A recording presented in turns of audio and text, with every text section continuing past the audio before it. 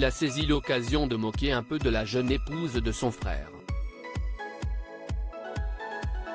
Le 29 juillet 1981, le prince Charles épousait la jeune Diana Spencer à l'occasion d'un mariage royal digne de ce nom qui s'est tenu en la cathédrale Saint-Paul à Londres devant des centaines d'invités.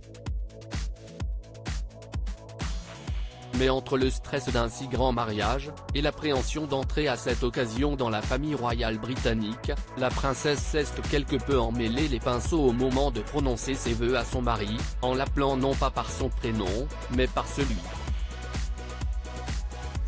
du prince Philippe, son père. Diana a mélangé les noms du prince, l'appelant Philippe Charles Arthur George, plutôt que Charles Philippe, a ainsi confié Andrew Morton, comme le rapporte Express. Dans son livre, Andrew, The Playboy Prince, le spécialiste royal a notamment confié que ce petit incident n'était pas passé inaperçu aux oreilles du prince Andrew, qui a saisi l'opportunité de se moquer un peu de l'épouse de son frère aîné.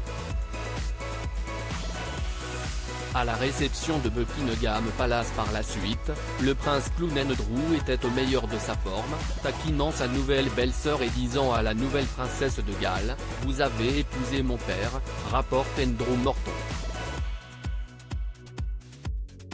Une plaisanterie que Diana n'aurait pas mal pris, elle qui a toutefois pleuré quelques années plus tard face au harcèlement dont elle avait fait l'objet de la part de Ghislaine Maxwell, une amie du prince Andrew. Lady Diana était-elle proche de Sarah Ferguson? Pas particulièrement proche du duc d'York, Lady Diana l'était cependant de son ex-femme Sarah Ferguson, avec qui elle a noué une forte amitié, se soutenant notamment au sein de la famille royale, mais aussi face à la presse.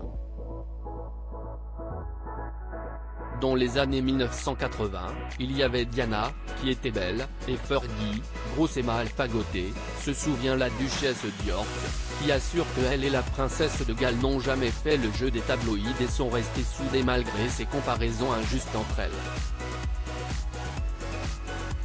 Diana et moi avions nos propres problèmes de santé mentale et nous avions l'habitude d'en parler. Elle me disait, Fergie, souviens-toi d'une chose, quand tu es en haut du piédestal, il est si facile d'en tomber. Et toi, tu es en bas.